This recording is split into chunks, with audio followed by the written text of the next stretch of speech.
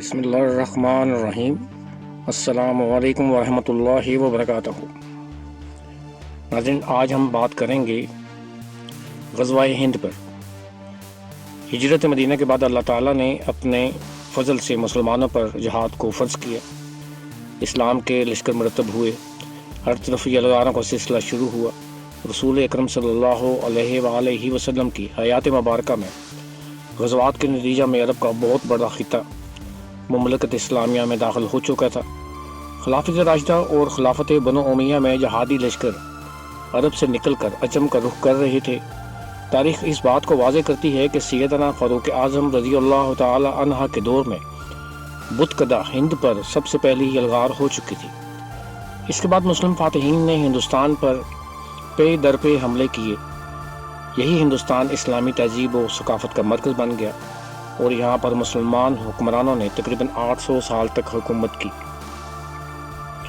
لیکن جب مسلمان شمشیر سے غافل ہوئے اور طاؤس و رباب کے رسیا ہوئے تو آہستہ آہستہ ہندوستان ان کے ہاتھوں سے نکلتا چلا گیا، اور پھر ترک جہاد اور توحید و سنت سے بے وفائی، یہود و حنوط کی نکالی اور ان کی رسم و رواج کا اتباع مسلمانوں کو دوبارہ تباہی کی طرف لے گیا، اور آج کی ذلت و پستی سب کے سامنے ہے۔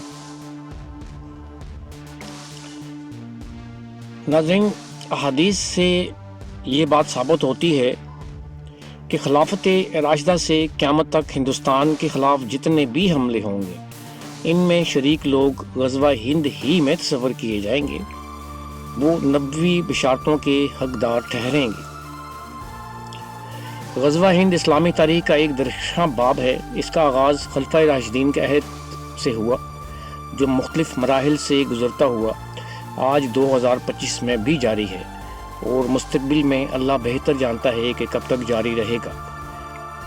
دینی بنیادوں پر غور کریں تو اس کی حقیقت یہ ہے کہ ایک لحاظ سے یہ سلسلہ غزوہ ہند نبوی غزوات و سرایہ میں شامل ہے۔ ہماری نظر میں نبوی غزوات کے لحاظ زمانہ وقوع دو بڑی قسمیں ہیں: غزوات ثابتہ یا واقع، یعنی وہ جنگیں جو رسول اکرم صلی اللہ علیہ وآلہ وسلم کی زندگی میں وقوع پذیر ہو چکیں۔ سیرت نگاروں اور محدثین کی اصطلاح میں ان غزوات کی دو قسمیں ہیں۔ الف، وہ معرکہ جس میں آپ صلی اللہ علیہ وآلہ وسلم نے بذات خود شرکت فرمائی اور جنگ میں مجاہدین صحابہ کی کمان اور قیادت کی۔ تعداد کے اعتبار سے یہ تقریباً 27 جنگیں ہیں جن میں نبی کریم صلی اللہ علیہ وآلہ وسلم نے بذات خود شرکت فرمائی۔ سریہ، محدثین اور سیرت نگاروں کی اصطلاح میں وہ جہادی مہمات جن میں آپ صلی اللہ علیہ وآلہ وسلم نے بذات خود شرکت نہیں فرمائی بلکہ کسی صحابی کو قیادت کے لیے متعین فرمایا، سریہ کہلاتی ہیں۔ اور کتب و حدیث و سیرت میں ان غزوات و سرایہ و نبویہ کی تفصیلی حالات کا تذکرہ موجود ہے۔ غزوات موعودہ، اس کی ایک مثال نبی کریم صلی اللہ علیہ وسلم کی وہ پیشن گوئی ہے جسے ترکوں سے جنگ کے سلسلہ میں ابو ہریرہ نے روایت کیا۔ حضرت ابو ہریرہ رضی اللہ تعالی عنہ فرماتے ہیں کہ رسول اللہ صلی اللہ علیہ وسلم نے ارشاد فرمایا، قیامت سے قبل تم چھوٹی آنکھوں، سرخ چہروں اور ہموار ناک والے ترکوں سے جنگ کرو گے، اور ان کے چہرے گویا چپٹی ڈالے ہیں، اور اس وقت تک قیامت قائم نہیں ہوگی جب تک تم ایسی قوم سے جنگ نہیں کر لو گے جن کی جوتیاں بالوں کی ہوں گی۔ غزوات موعودہ کی ایک اور مثال قسطنطنیہ کی پیشن گوئی ہے جس کو حضرت ابو ہریرہ نے نقل کیا ہے۔ سیدنا ابو ہریرہ نقل کرتے ہیں کہ رسول اللہ صلی اللہ علیہ وآلہ وسلم نے ارشاد فرمایا کہ قیامت سے قبل یہ واقعہ ضرور پیش آئے گا کہ اہل روم اماک یا دابک کے قریب اتریں گے، تو اس جہاد کے لیے روئے زمین پر اس وقت کے بہترین لوگوں پر مشتمل ایک لشکر مدینہ سے نکلے گا۔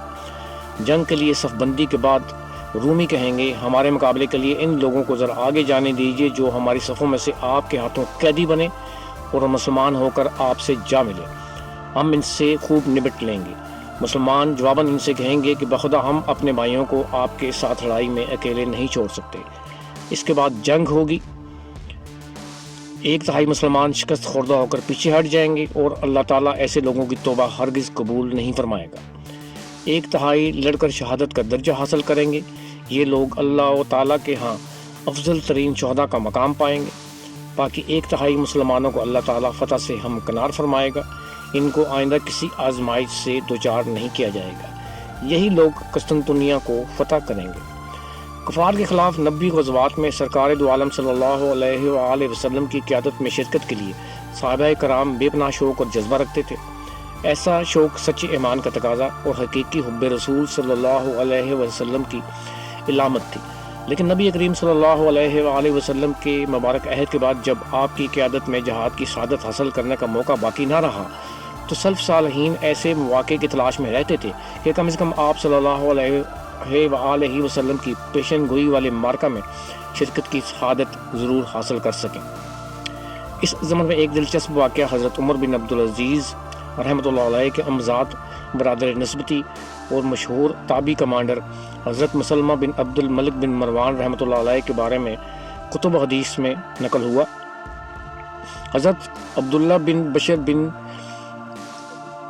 تمیم غنوی اپنے والد حضرت بشر رضی اللہ تعالی عنہ سے ایک حدیث بیان کرتے تھے کہ انہوں نے رسول اللہ صلی اللہ علیہ وآلہ وسلم کو ارشاد فرماتے سنا، قسطنطنیہ کا شہر ضرور فتح ہوگا۔ اس فاتحانہ مہم کا امیر لشکر بہترین، امین اور لشکر مجاہدین میں بہترین لشکر ہوگا۔ یہ حدیث حضرت مسلمہ بن عبد الملک کے علم میں آئی تو انہوں نے اس کے راوی حضرت عبداللہ بن بشر رحمۃ اللہ علیہ کو بلوا بھیجا۔